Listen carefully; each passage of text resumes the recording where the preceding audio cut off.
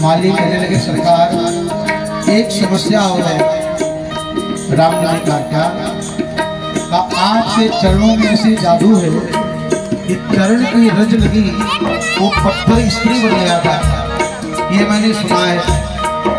चरण छुआए अहिल्या तारी और कहीं आपके हाथों में भी जादू हुआ और हाथ का स्पर्श हुआ और ये जितने वृक्ष हैं सब स्त्री बन गए। तो हम महाराज जनक को क्या जवाब देंगे? क्योंकि आपके हाथों में भी जादू हो सकता है। कहीं ये वृक्ष स्त्री बन के तैयार हो जाएंगे। ये समस्या सबसे ज्यादा है। ससुराल में पत्नी के जयकारा लगाएंगे। ये लक्ष्मण जाके अयोध्या में बताएगा। अयोध्यावासी भी हंसेंगे, वाह राम जी, देखने में इतने सीधे साधे लगते हो और वहां विवाह के लिए जयकारा लगा रहे हैं। अयोध्या में जाके क्या बताएंगे? राम जी ने धीरे से लक्ष्मण जी की ओर देखा और कहा, लक्ष्मण भैया।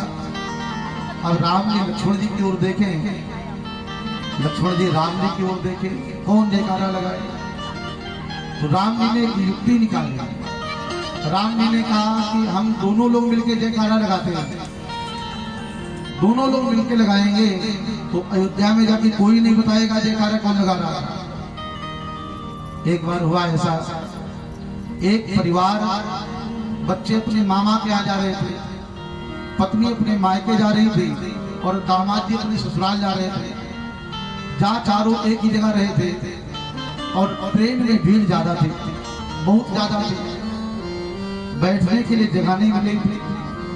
तो पति ने सीट पर बैठे हुए लोगों से कहा, अरे भैया देख नहीं रहे हो महिला है, बैठने के लिए जगह दीजिए। तो लोगों ने कहा कि ये तो बात ठीक है भाई, पुरुष बैठे हैं, महिला को जगह देनी चाहिए। और इसने अपनी पत्नी को इशारा कर दिया कि जब तुम बैठ जाना तो ऐसा धक्का मारना कि ये किनारे वाला भी गिर जाए और ये गिरेगा तो मैं बैठ जाऊंगा और फिर हम दोनों मिलकर धक्का मारेंगे तो जो दोनों बैठे हैं ये और गिर जाएंगे, तो चारों लोग बैठ जाएंगे। ऐसा ही किया। जैसे ही ट्रेन चली, पत्नी को इशारा किया हुआ ही था, पत्नी ने धक्का मारा, एक आदमी धड़ाम से नीचे गिरा। वो गुस्सा तो बहुत हुआ लेकिन कुछ बोला नहीं। महिला है क्या बोले? पति बैठ गया, पति पत्नी दोनों बैठ गए। ट्रेन चली, फिर से थोड़ा सा धक्का मारा, एक आदमी और गिरा, अपने बच्चे को बैठा लिया, फिर थोड़ा सा और धक्का मारा, जो चौथा आदमी बैठा था वो भी गिर गया। अब चारों बैठ गए, पत्नी भी बैठ गई, पति भी बैठ गया, दोनों बच्चे बैठ गए। लेकिन जो चौथा आदमी गिरा था ना, वो थोड़ा हृष्ट पुष्ट तंदुरुस्त पहलवान था। उसने कहा, नालायक कहीं के, पहले अपने पत्नी को बैठाया, बच्चों को बैठाया, स्वयं बैठ गया और धक्का मार के हमको भी गिरा दिया। उसने खींच करके थप्पड़ मार दिया उस आदमी को। अब वो बड़ा नाराज हुआ। दुख इस बात का था कि आज पहली बार ससुराल जा रहे हैं और कहीं धोखे में पत्नी ने बता दिया कि पति देवता मार खा के आए हैं, तो ससुराल में क्या ही कर रहे हैं। कहीं हो सकता है धोखे में बच्चों के मुख से निकल गया पिताजी मार खा के आए हैं, तो क्या ही ठीक रह जाएगा। तो इसने ऐसा उपाय निकाला, उस पहलवान से कहा, खबरदार, हमें मारा सो मारा, हमारी पत्नी को हाथ मत लगा देना। उसने पत्नी को भी एक डांट मार दिया। कहा, हमें मारा सो मारा, पत्नी को मारा, अगर बच्चों को हाथ लगाया ना तो मैं तुमको देख लूंगा। उसने बच्चों को भी मार दिया। अब पत्नी ने धीरे से कहा कि हे स्वामी, आपने मार तो खाई ही थी, हम तीनों को मार के खिलाई। तो पति धीरे से बोला कि अगर मैं अकेला मार खाता ना तो तुम तीनों जाकर के वहां बताते कि पिताजी मार खा के आए हैं, पति मार खा के आए। लेकिन अब कोई नहीं बताएगा कि चारों मार खा के आए, चारों। बराबर हो गया। वैसे ही प्रभु श्री राम ने कहा अगर मैंने जयकारा लगाया तो लक्ष्मण जाके बताएगा, और लक्ष्मण जी कहते हैं मैंने जयकारा लगाया तो श्री राम जी कहेंगे मैंने इसलिए विवाह किया कि तुम जयकारा लगा रहे थे। एक काम करो, हम लोग मिलके जयकारा लगाते हैं।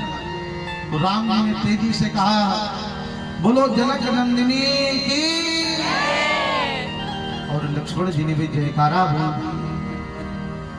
मालियों को ऐसा लगा जैसे सूखत धान परा जब पानी, जैसे सूखते धान में पानी पड़ जाए किसान प्रसन्न हो जाता है, वैसे ही माली लोग प्रसन्न हो गए क्योंकि सीता जी जो है ना इनके प्रति मालियों का बड़ा स्नेह है। जनकपुरवासी सीता जी को अपनी बेटी मानते हैं। सब लोगों ने जय जयकार किया है।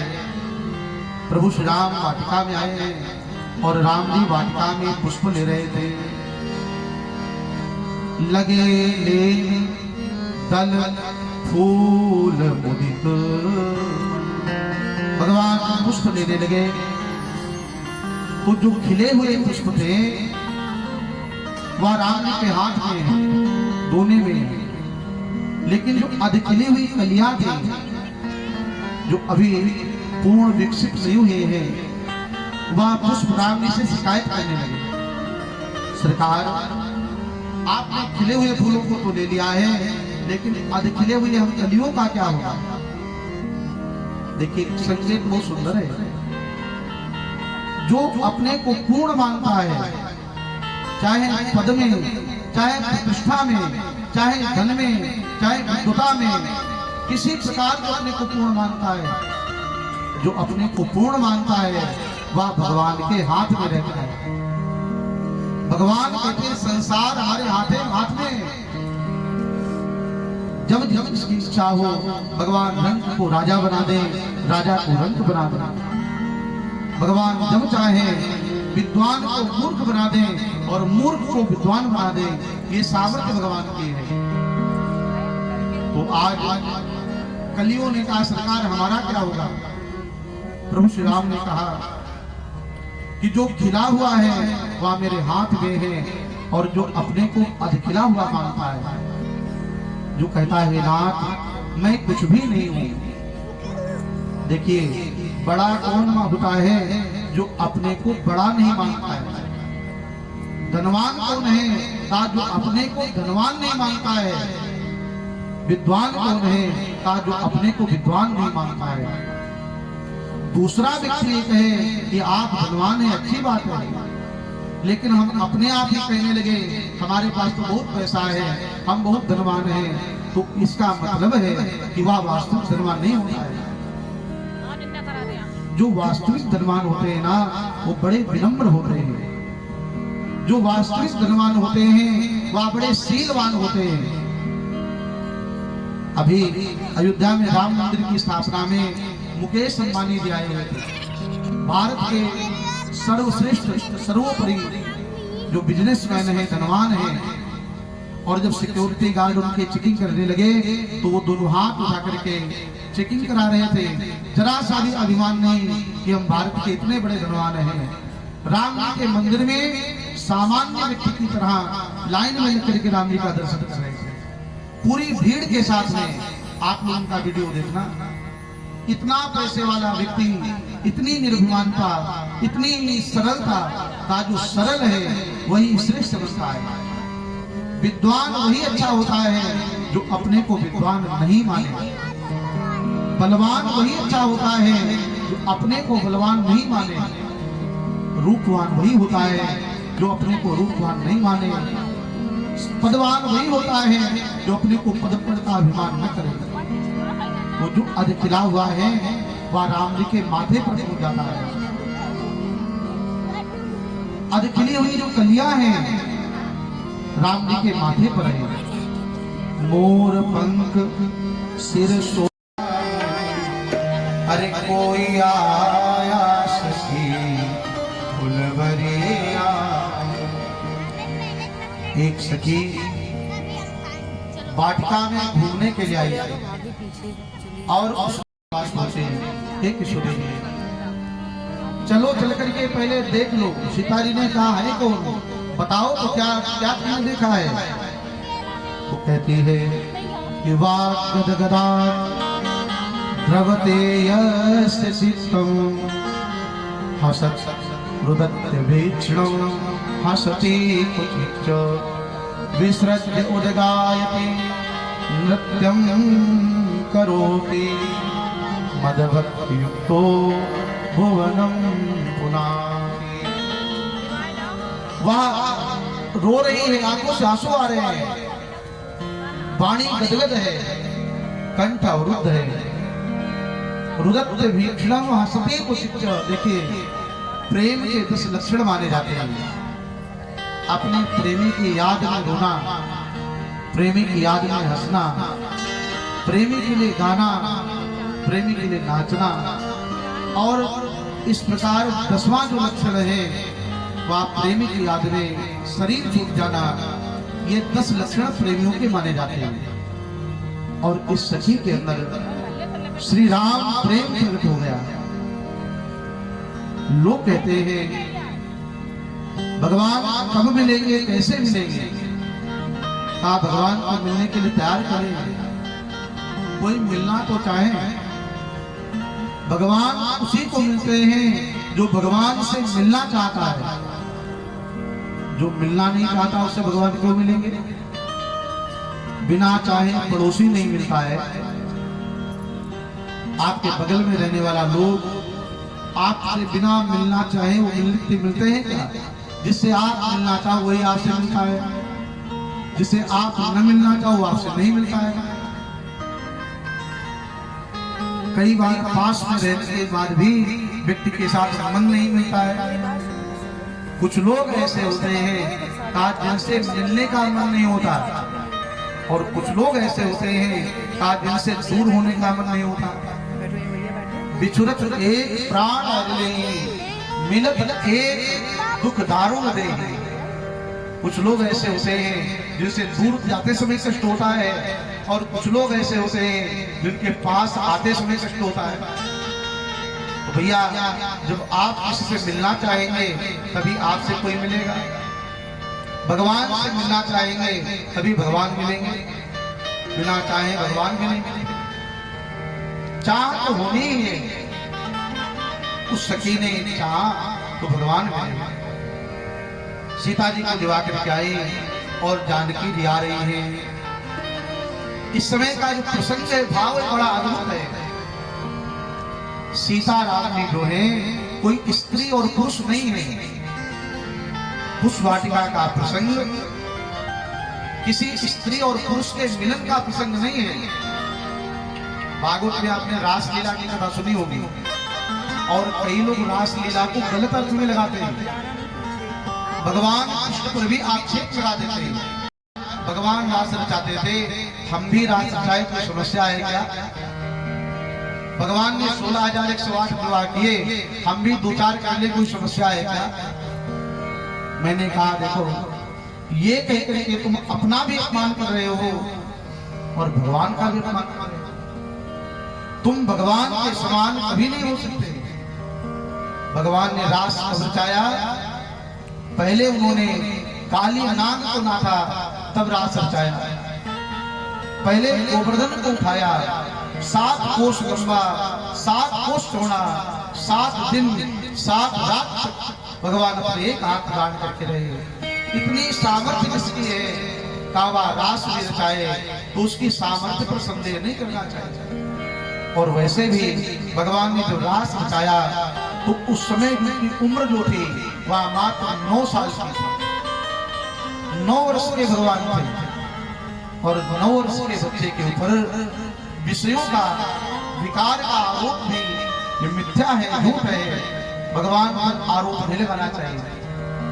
भगवान ने जो भी किया अपनी सामर्थ्य से किया। भगवान श्री राम कोई सामान्य पुरुष नहीं है और सीता जी कोई सामान्य महिला नहीं है। राम जी ब्रह्म है और सीता जी भक्ति है। सीता जी भक्ति स्वरूपा, राम ब्रह्म स्वरूप। इनका मिलन पुष्प वाटिका में हो रहा है। आज जो सीता जी आ रहे थे तो राम जी का श्रृंगार श्री लक्ष्मण भैया ने किया और आज श्री राम जी ने अपने माथे पर मोर पंख लगाया। बड़ा सुंदर स्वरूप है श्री राम जी का। मोर पंख सिर सोहनी, मोर पंख सिर सोहनी, मोर पंख सिर सोहनी, मोर पंख सिर सोहनी, ऊंच बीच कुसुम कली, ऊंच कुसुम कली, ऊंच बीच कुसुम कली, ऊंच कुसुम कली। मोर पंख भगवान ने कौन सा पंख लगाया? मोर पंख सिर सोहनी। मोर जो होता है भगवान निष्काम होता है। मोर के जीवन की विशेषता है, मोर के जीवन में काम नहीं होता। मोर जब नाचता है तो मोरनी उसके आंखों से निकले हुए आंसुओं का पान करती है और मोरनी गर्भवती हो जाती है। मोर एक ऐसा पक्षी है जिसके जीवन में काम नहीं होता है, इसलिए भगवान मोर पंख धारण करते हैं। भगवान कहना चाहते हैं मुझे वो भक्त बहुत प्रिय होता है जो निष्काम होता है। देखिए निष्काम का अर्थ क्या है? निष्काम का मतलब ये नहीं कि कर्महीन हो जाना। निष्काम का मतलब है कर्म करो और उसका फल भगवान को दो। हमने कर्म किया, परमात्मा की जो इच्छा होगी वह उसका फल हमें प्रदान करेंगे। जो निष्काम के जीवन जीता है वह सदैव प्रसन्न रहता है। जो अपेक्षाएं रखे जीवन जीता है वह दुखी रहता है। हमारे जीवन में अपेक्षा न हो, हमारे जीवन में किसी के साथ आशा न हो, क्योंकि आशा ही दुख की जननी है। दुनिया में दुख उसी को मिलता है जिसकी आशाएं ज्यादा है, दुख उसी को मिलता है जिसकी अपेक्षाएं ज्यादा है। अगर आपकी अपेक्षाएं नहीं होंगी तो आपको दुख भी नहीं मिलेगा। भगवान गीता में कहते हैं अनपेक्षा शुचिर दक्ष उदासीनो गतव्यथा सर्वारंभ परित्यागी भक्तिमान्या समे प्रिया। अनपेक्षा अपना कर्म करो, अपेक्षा मत रखो कौन हमारे साथ कैसा व्यवहार करेगा। आजकल होता क्या है, हम करना नहीं चाहते हैं और दूसरे से अपेक्षा रखते हैं। हम सेवा करना नहीं चाहते हैं और परिजनों से चाहते हैं हमारी सेवा करेंगे। हम दूसरों की सेवा नहीं करना चाहते और अपने बच्चे से आशा है कि बुढ़ापे में हमारी सेवा करेगा। एक बात आपसे कहें, यहाँ अपने कर्म का ही फल मिलता है। ये संसार जो तुमसे लेता है वही तुम्हें वापस करता है। आप सेवा करेंगे तो आपकी सेवा होगी, आप नहीं करेंगे तो आपकी कोई सेवा नहीं करेगा। यहाँ जैसा व्यवहार आप करेंगे वैसा ही व्यवहार आपके साथ होगा। एक घर में एक बूढ़ी माता जी रहती थी और जब बुढ़ापा आता है ना तो लोग अपेक्षा करना शुरू ही कर देते हैं। संसार में दो ही चीजें रह जाती हैं, या तो अपेक्षा रहती है या उपेक्षा रहती है। जिससे अपेक्षा नहीं उसकी आदमी उपेक्षा कर देता है, उसको छोड़ देता है। जब तक आशा रहती है तब तक सेवा रहती है। आशा समाप्त, सेवा समाप्त। या तो अपेक्षा है और जिससे अपेक्षा नहीं है उसकी उपेक्षा है। प्रायः जिन वृद्धजनों से आशा नहीं रहती है कि कुछ भी मिलेगा, लोग उनका तिरस्कार कर देते हैं। एक मास्टर साहब थे, अयोध्या आते थे और कहते थे महाराज हमारे घर वाले हमें बहुत चाहते हैं। मैंने कहा मुझे पता है आप घर वाले कितना चाहते हैं। मैंने कहा वो आपको नहीं चाहते हैं, आपके हर महीने जो पेंशन आती है ना, 1 तारीख की रास्ता देखते हैं 1 तारीख कब आए, बाबूजी दस्तखत कर दे आकर के कैसे भी सही। आपसे लगाव नहीं है, जो आपसे मिलने वाली सेवा है ना उससे अपेक्षा है, और तुमसे मिलने की कोई आशा नहीं रहती ना, कोई नहीं पूछता। ये संसार है। प्रायः जिन वृद्धजनों से कोई आशा नहीं रहती है, लोग उनकी अपेक्षा करना शुरू कर देते हैं, उनकी उपेक्षा करना शुरू कर देते हैं। तो एक वृद्ध माता जी 80 साल की अवस्था, उनकी बहू उनको भोजन नहीं देती थी, और भोजन दे तो बड़ा तिरस्कार पूर्वक भोजन दे। मिट्टी के बर्तन में 2 रोटियां रख करके सामने रख दे। माता जी वृद्ध थी, असहाय थी। एक बात आपसे कहें, परिवार के जो वृद्धजन हैं इनकी सदा सेवा करनी चाहिए। ये कितने दिन आपके साथ में रहेंगे उसकी एक सीमा होती है। बूढ़े लोग कितने दिन रहेंगे? 15 साल, 20 साल, 30 साल, 40 साल, इससे ज्यादा तो शायद ही कोई साथ में रहता हो। जितने दिन साथ में रहे, वह चाहे माता पिता हो, चाहे सास ससुर हो, सबको श्रद्धा के साथ सेवा करनी चाहिए। जो वयोवृद्धजनों की सेवा करता है, उनकी बात मानता है, उस पर भगवान प्रसन्न होते हैं, और जो वयोवृद्धजनों की तिरस्कार करता है, उस पर भगवान नाराज हो जाते हैं। तो बहू जो है अपनी सास को मिट्टी के बर्तन में भोजन देती थी। हुआ ऐसा, सास के मरने के बाद बहू ने वो मिट्टी का जो बर्तन था उसे फेंक दिया। बहू को लगा कि अभी इस मिट्टी के बर्तन की क्या आवश्यकता है, लेकिन दूसरे से देखा वो मिट्टी का बर्तन घर में रखा हुआ है। घर वालों से पूछा मिट्टी का बर्तन कौन उठा के लाया? मैंने तो फेंक दिया था। तो उसका 5 वर्ष का बेटा था, वो बोलता है माँ ये बर्तन मैं उठा के लाया। कहा बेटा तुम्हें पता नहीं इसलिए जरूरत नहीं है, तुम्हारी दादी जी तो जिंदा नहीं है। उसने कहा माता जी आप नहीं जानती हैं, आप ही ने कहा था कि घर के जो बूढ़े लोग होते हैं उन्हें मिट्टी के बर्तन में खाना दिया जाता है। तो जब आप बूढ़ी हो जाओगी तो किसमें खाओगी?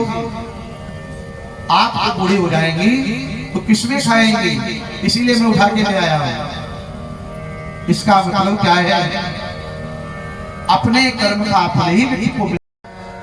परशुराम जी कहने लगे राम, सेवक वो होता है जो सेवा का काम करे, शत्रुता का काम करने वाला मेरा शत्रु ही होगा, और जिसने इस धनुष को तोड़ा है वह मेरे लिए सहस्र बाहु सम सोरित मोरा, वह हमारे लिए श्रेष्ठ बाहु के समान है।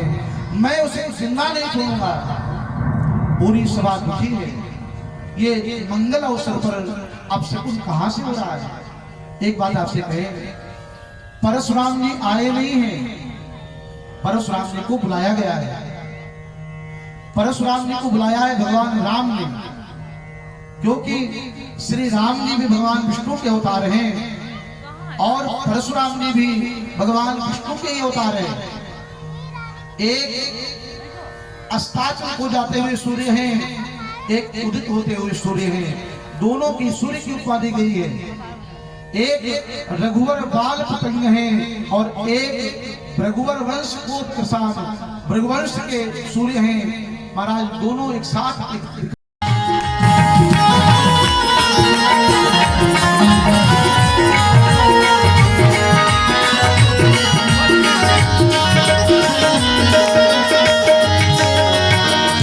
समर समर गोर गोर जोड़िया जवान है। समर समर गोर गोर जोड़िया जवान है। समर गोर गोर जोड़िया जवान है।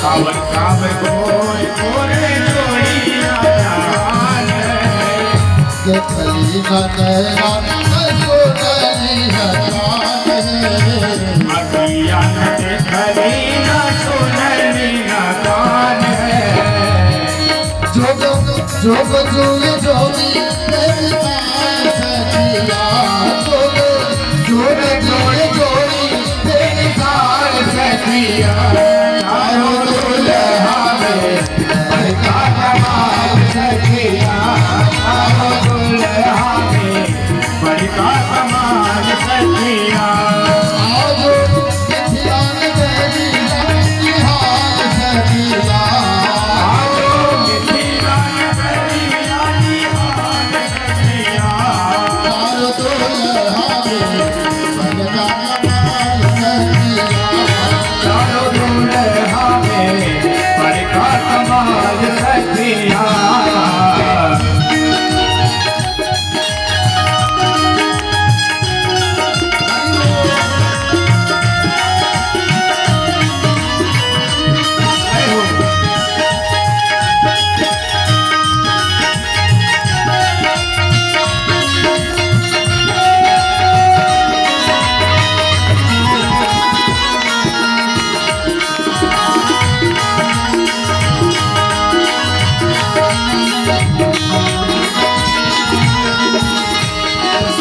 छोकरा लाग जोगे कमरे भैयान है लाख जोगी मोती जप तप कईले तेरा लाग जोगे मोटे का पता भैया है लाख जोगी मोती जप तप कईले से हमरा दिलावे में हमार भैया है मिथिला में हमारे भैया से सकाई करदान सखिया जो मान से सकाई मेरे बाल सखिया मान से सकाई करदान सखिया जो मान से सकाई मेरे बाल सखिया चारों दुल्हा में बड़का कमाल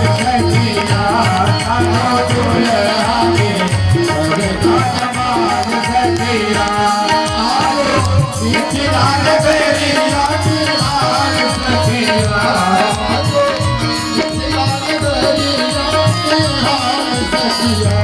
चारों दुल्हा में बड़का कमाल सखिया चारों दुल्हा में बड़का कमाल सखिया चारों दुल्हा में बड़का कमाल सखिया चारों दुल्हा में बड़का कमाल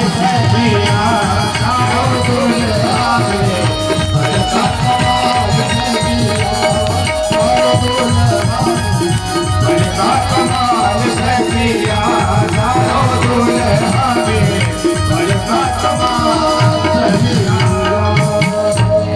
श्री सीताराम विवाह महोत्सव की जय हो रामचंद्र भगवान की जय हो। सीता मैया की जय हो। वैदिक सनातन धर्म की जय हो। भगवान के विवाह की आप सभी को बहुत बहुत शुभकामनाएं। आइए अब हम सभी लोग कुछ सूचना श्रवण करेंगे, उसके बाद आरती हमारे मिश्रा जी अगर आए हों तो हमारे आचार्य जी बोल देंगे।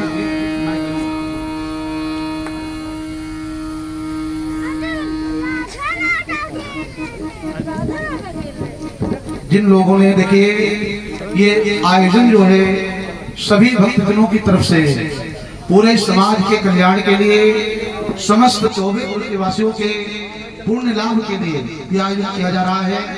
इसमें जो भी सहयोग देना चाहें काउंटर पर हमारे श्री श्याम त्रिवेदी जी, राहुल शुक्ला जी आज बैठते हैं, एक पांडे जी हमारे वो बैठते हैं। वहाँ जो भी आप रस लिखाएंगे उसका नाम यहाँ बोला जाएगा और आप जो भी दक्षिणा सेवा करें उसका रसीद अवश्य प्राप्त कर लें।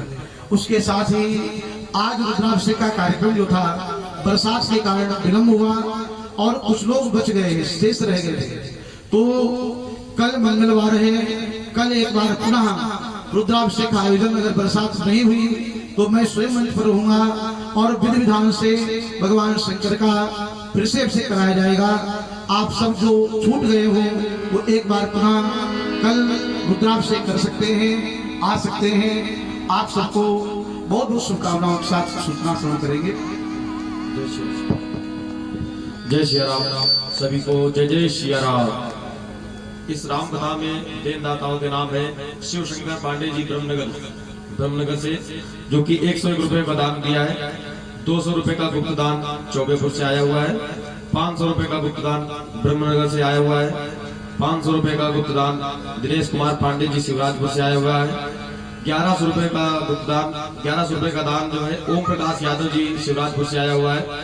101 रुपए का गुप्त दान चौबेपुर से आया हुआ है। 100 रुपए का दान राम नारायण गढ़ा से आया हुआ है। 500 रुपए का दान गोरख सिंह यादव ब्रह्मनगर से। 500 रुपए का दान दीपेश शुक्ल ब्रह्मनगर से। 1100 रुपए का दान 1100 रुपए का दान बीनू शुक्ला ब्रह्मनगर से आया हुआ है। सभी को बहुत बहुत व्यासपीठ से बहुत बहुत शुभकामनाएं, बहुत बहुत शुभाशीष। बोले गुरुदेव भगवान की जय हो। आइए हम सभी लोग आरती करेंगे। सभी लोग आरती करेंगे।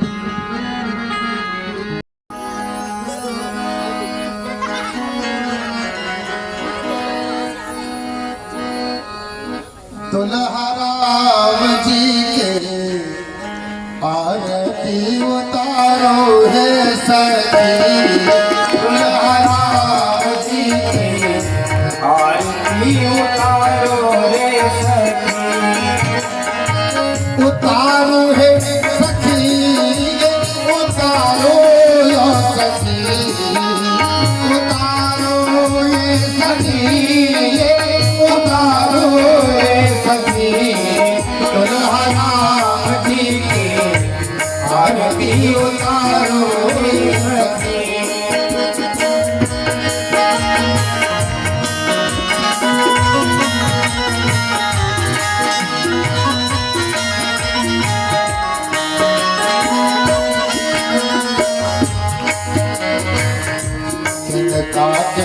रामचंद्र